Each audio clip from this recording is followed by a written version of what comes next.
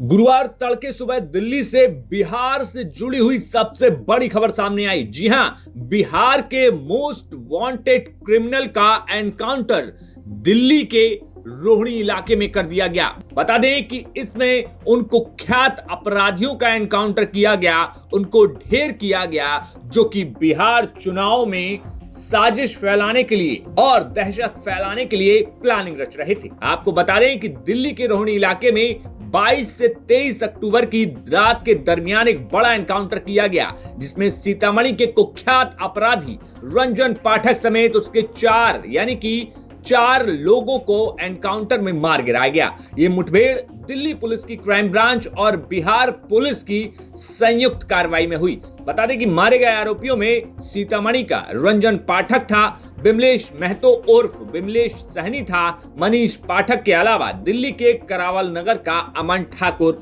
शामिल था।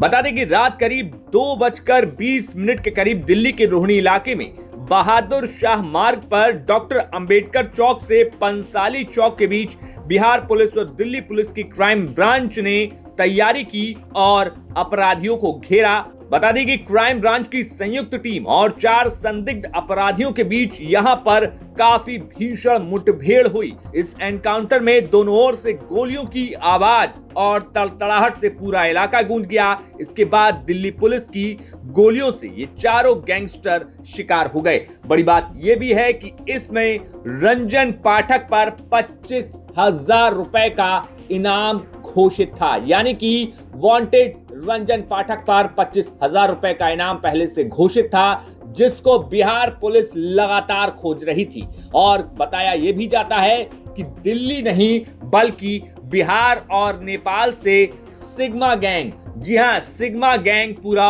ऑपरेट होता था। गिरोह के मुख्य सरगना रंजन पाठक समेत 4 मोस्ट वांटेड को अब जो है अपनी जान से हाथ धोना पड़ा है। रंजन पाठक के बारे में बताएं कि हाल ही में सीतामढ़ी में एक हत्या को रंजन पाठक ने अंजाम दिया था, लेकिन बड़ी बात यह थी कि हत्या को अंजाम देने के बाद रंजन पाठक ने खुद अपना बायोडेटा, अपनी जानकारी, अपने बारे में तमाम चीजें मीडिया को भेजी थी, जिससे कि दहशत फैलाई जा सके, जिससे कि रंजन पाठक का मीडिया में सुर्खियों में नाम चले। लेकिन अब पुलिस ने रंजन पाठक की कहानी को समाप्त कर दिया है। वहीं बड़ी सफलता इसे माना जा रहा है, क्योंकि बिहार और नेपाल दोनों जगह से ये गैंग ऑपरेट कर रहा था और इसके अलावा दिल्ली में ये तमाम प्लानिंग चल रही थी कि बिहार के विधानसभा चुनाव में जब चुनाव होगा तो उस वक्त दहशत फैलाई जा सके और डरा धमका कर, यानी कि चुनाव को इन्फ्लुएंस किया जा सके।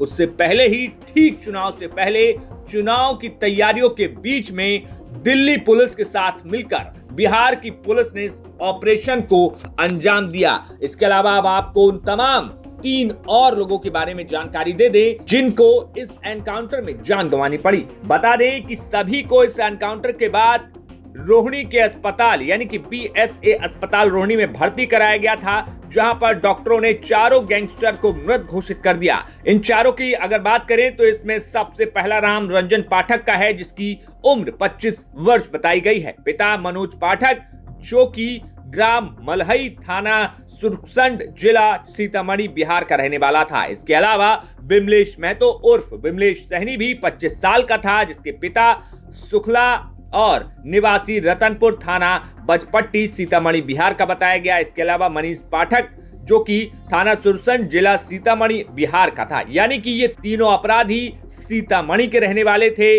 और एक ही थाने के रहने वाले थे। इसके अलावा चौथा अपराधी अमन ठाकुर, जो कि दिल्ली का रहने वाला था। अमन ठाकुर की उम्र 21 साल बताई गई है, जिसके पिता का नाम संजीव ठाकुर बताया गया, जो कि शेरपुर, करावल नगर, दिल्ली का रहने वाला बताया गया है। इन तमाम चारों अपराधियों की जानकारी अब पुलिस जुटा रही है और क्या कुछ वारदातों में इनकी सहभागिता रही, कहां पर इन्होंने कौन कौन सी वारदात को अंजाम दिया, क्या कुछ आगे की प्लानिंग थी, ये तमाम जानकारी अब पुलिस जुटा रही है। फिलहाल चारों एनकाउंटर में मारे गए हैं। अब देखना होगा कि बिहार के विधानसभा चुनाव के बीच हुए इस एनकाउंटर में क्या कुछ सियासी रंग भी देखने को मिलता है। ब्यूरो रिपोर्ट, बिहार तक।